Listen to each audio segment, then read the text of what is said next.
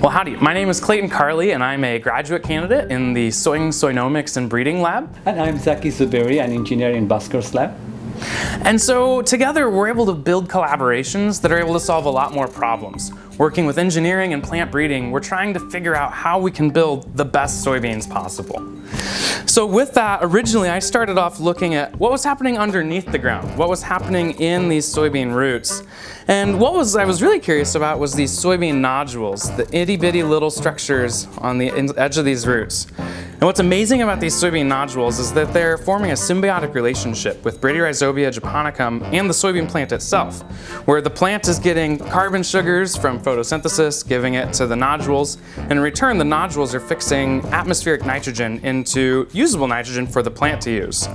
Now originally we wanted to explore what was happening with all of these nodules. Could we see what roots they were growing on? Maybe they were on specifically this taproot or on these secondary roots. And was that contributing to specific types of nitrogen throughout the plant? So I first started trying to count all of these individual nodules by removing them one by one. And oh my soul, even with an army of undergrads, that just was not going to be realistic. And we've seen some people try to do it in the past where they just give it a score, but I wanted to know what each nodule was doing. And with that, I was able to finally meet Zaki. Yes, and with my experience and expertise, I was able to help this collaboration thrive. And with Clayton's biological problem, I was able to use machine learning to build the SNAP, soybean nodule acquisition program. Clayton was able to annotate enormous amount of nodules. All the little guys. And I was able to use this data to build AML systems that would help us to quantify the numbers and the locations and the distribution of the nodules in the soybean roots. So with Zaki's help, then I could actually take pictures of these soybean roots. And then a picture is never going to go away as long as we don't delete it. So we'll have these pictures, whereas the roots might fade away, but I can always go back and now look where are each and every single one of those little nodules at. More importantly, we can answer the question of, are these nodules on the tap roots or the secondary roots? How big are they getting? Are their sizes changing on different parts of the root structure? And with that, then we're able to start pursuing more biological questions of which types of nodulation truly are the best for our soybeans moving forward. What's super cool is that we can actually take these pictures of these soybean roots right here with this system that we have set up. And so we just dug these out of the field today and we're able to look at what they are. So you can see the long taproot here. I'm already starting to see some of these nodules growing and developing along the taproot. But you can also see on the secondary roots or the non-tap roots, there's nodules on there too.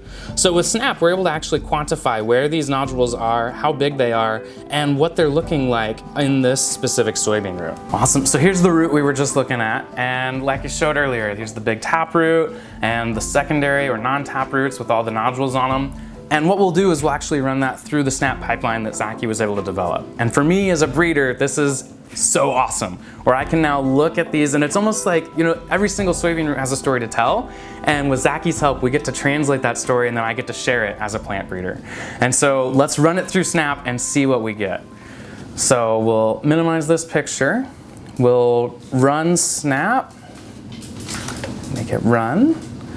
And then once SNAP is done, we will get nodules. All right, here we go. So let's see what it looks like.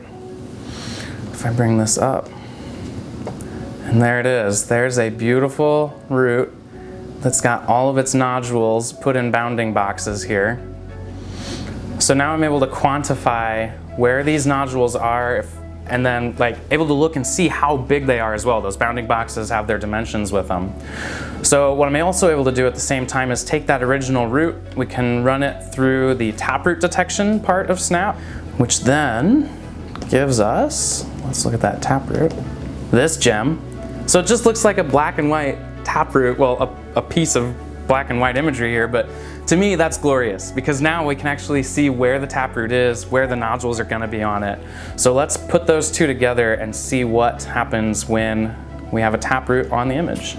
Yeah, so to be able to see the taproot right now, looking back on what we know from SNAP, is an amazing discovery.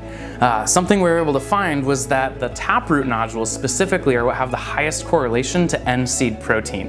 And so with that, as a plant breeder, we could potentially leverage that information to select plants that put more taproot nodules on and potentially leverage higher seed protein moving forward. So here we're able to actually look at this taproot and see which nodules are on the taproot versus the nodules over here that aren't on the taproot. And that's what allowed me to start exploring these biological questions of what are the differences between nodulation on the taproot and the secondary roots. And I was able to find that the taproot nodules have the most significance. And we've also redefined nodulation as recognizing that a nodulation isn't just the quantity of nodules, but it's the size of the nodules as well. As I look at those nodule sizes grow and develop between growth stages, I get more and more information related to other traits as it continues throughout the year. So without Zaki's help and our collaboration, this wouldn't be possible to be able to explore these biological traits and hopefully develop more protein-rich soybean seed because of nodulation and the engineering collaboration we've had.